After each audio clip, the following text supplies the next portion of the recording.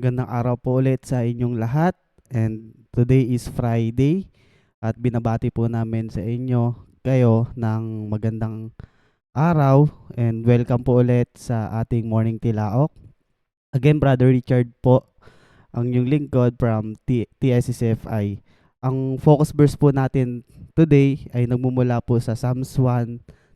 Sabi po diyan, and he will be like a tree firmly planted and fed by stream of water, which yield its fruit in its season. Its leaf does not wither, and whatever he does, he prosper and come to maturity. Manalangin po tayo. Lord God, maraming po salamat sa araw na ito, Lord, na pinagkaloob niyo po ulit sa amin.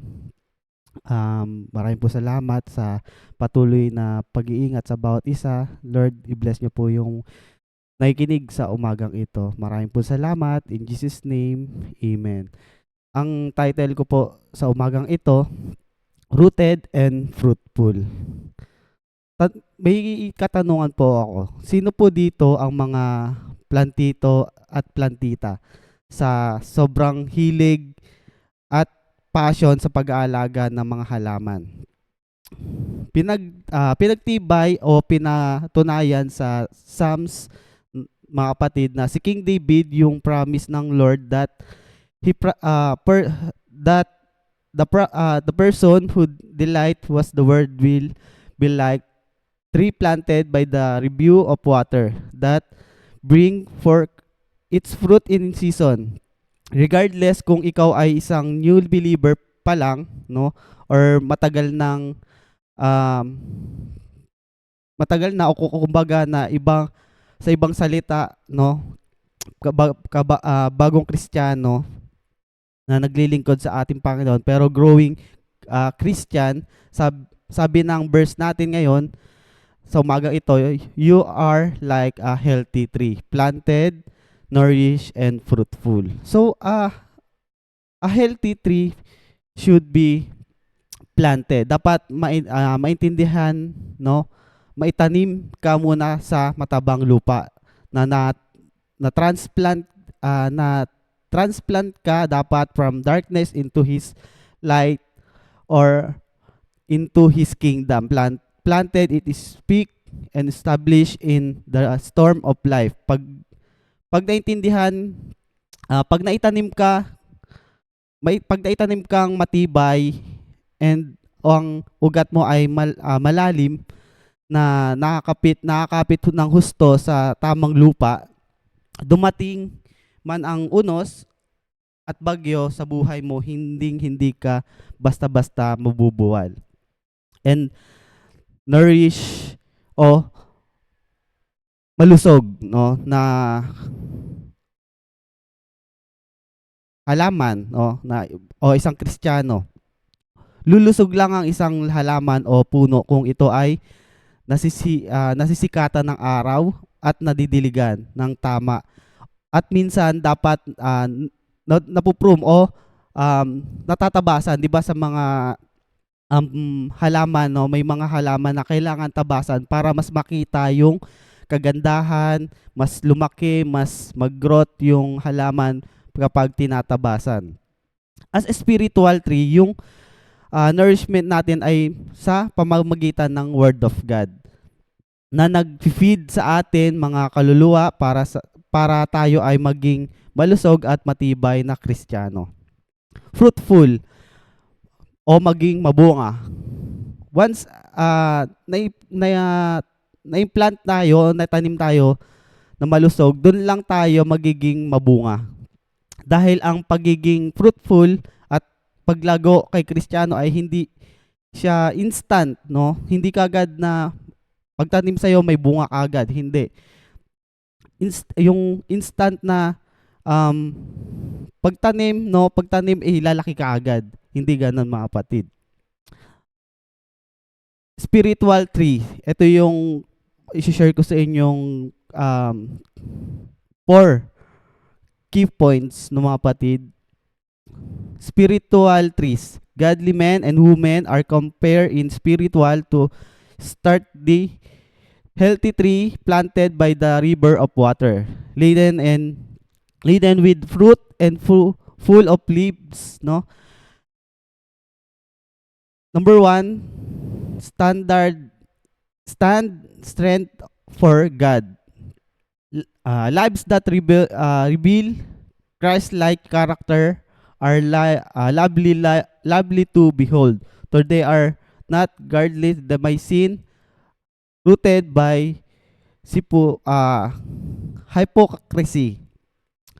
Number two, be strong. Those who are well rooted in God's word will be like unmovable in time of trials and temptation. Ito yung may time na um, kailangan maging malakas tayo para pagdating ng trials o temptation or anumang mga sakuna sa buhay natin ay magiging matatag tayo, dapat maging malusog tayo, dapat maging strong tayo pagdating ng mga pagsubok.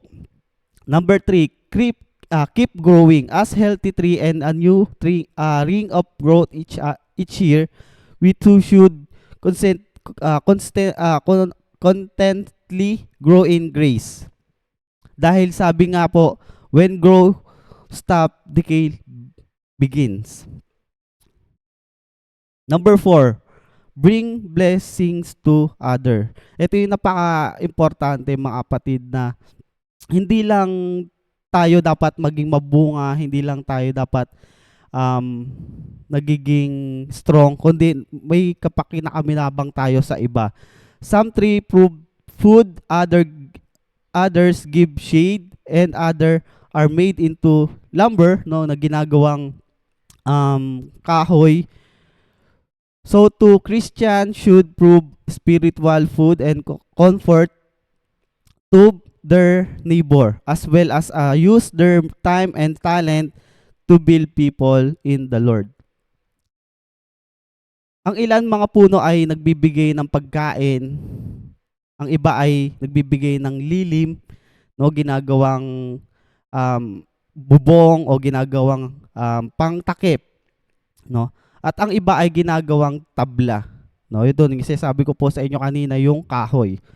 Ang mga Kristiyano ay dapat magbigay ng spiritual na pagkain at kaaliwan ng kanilang mga kapitbahay.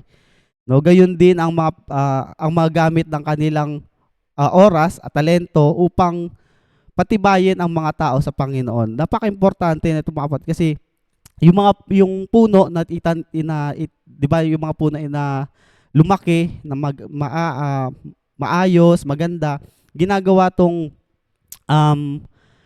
bahay, 'di ba? Yung mga kahoy na nagiging kapakinabang ito sa iba. The just are nourished like a tree set by the riverside. Their light is green, their fruit is sure, and thus their work abide. No. In Psalms 91:13, sabi po diyan, planted in the house of the Lord, they will flourish in the course of our God. Kaya napaka-importante mga kapatid, kung ang root natin ay nasa Word of God at kung ang puso natin ay nabubuhay sa provision niya at tumitibok lang ang kanya, we will flourish, no? At kapag tayo ay nag-grow toward maturity, it bring joy to God and peace. Kaya napaka-importante mga kapatid na habang nag-grow tayo, dapat mas lumalapit tayo sa ating Panginoon Diyos, mas pinapatibay natin relasyon natin sa ating Panginoon Diyos, dahil pagdating ng panahon, pagdating ng mga pagsubok, no, hindi tayo mabubuhal katulad ng puno na yung root niya, no, grabe yung kapit sa lupa, grabe yung dami ng root niya. Kaya pagka may mga pagsubok o bagyo, unos, hindi siya natutumba. Dapat ganon din po tayo mga kapatid, maging root and fruitful tayo. upang maging kapakinabang tayo sa kingdom ni Lord, and hindi masayang yung mga salita ni Lord na naitanim sa ating puso. Tandaan po natin, when we are rooted in fruit, when can stand the wind of trials. May katanungan po ako dito mga kapatid. How good and tree are you? Is there any fruit, any beauty, or any growth worth talking about? Or are you wilted and unproductive? Get growing. Kaya ang prayer focus natin sa araw na ito, no, they pray that we honor the word of God so that we can enjoy spiritual prosperity and spiritual success. Napaka-importante mga kapatid na mas ino-honor natin ang salita ng Lord, honor natin si Lord Jesus upang doon mas makikita mga kapatid yung pag-grow ng pagiging maturity natin, magiging malalim natin sa salita ni Lord. And napakahalaga mga kapatid na nagiging kapakinabang tayo sa kingdom ni Lord. Hindi lang tayo basta tinanim, basta nag-grow, kundi magiging kapakinabang tayo at nagagamit tayo sa gawain sa kingdom ni Lord. Kaya mga kapatid, tayo po'y manalangin. Lord God, maraming po salamat sa umagang ito na ibinigay niyo po sa amin. Lord, ayaw namin, Lord, na lumaki kami, mag-grow kami, na hindi kami maging kapakinabang, oh Lord, sa kingdom mo. Lord, yung patibayan mo po ang bawat isa upang, Lord, sa pagdating ng panahon, trials, temptation, o yung unos na dumating sa buhay namin, Lord, na hindi kami mabubuwal, Lord, and nawa, Lord, tulungan nyo kami na mas kumapit pa sa iyo, mas lumapit pa sa iyo upang, Lord, maging matibay sa salita mo. Lord, bless nyo po ang bawat nakikinig sa umagang ito, lalo na, Lord, yung mga OFW na nasa iba-ibang bansa. Lord, puti mo sila. Iba dyan, Lord, may homesick, Lord, malayo sa pamilya. May time, Lord, na malulungkot sila. Abutin mo sila, Lord, i-comfort mo sila. And nawa, Lord, itong mga salita mo, Lord, ay umabot sa bawat puso't isipan ng bawat isa, Lord. And Lord, bless nyo po yung nakikinig sa umagang ito, Lord, and pagpalain mo sila. Maraming po salamat. In Jesus' name, amen. So mga kapatid, patuloy po tayong magsubaybay sa ating morning tilaok. Please like and share, and share nyo po yung message ng Lord upang maraming makapakinig ng salita niya. At wag natin ipagdamot yung mga natatanggap nating blessing from the Lord, no? Kaya sa atin mga kapatid, patuloy lang tayong makinig, no? Huwag kayong magsawang makinig, huwag kayong magsawang sumubaybay sa morning tilaok natin every morning. Kaya maraming po salamat. God bless.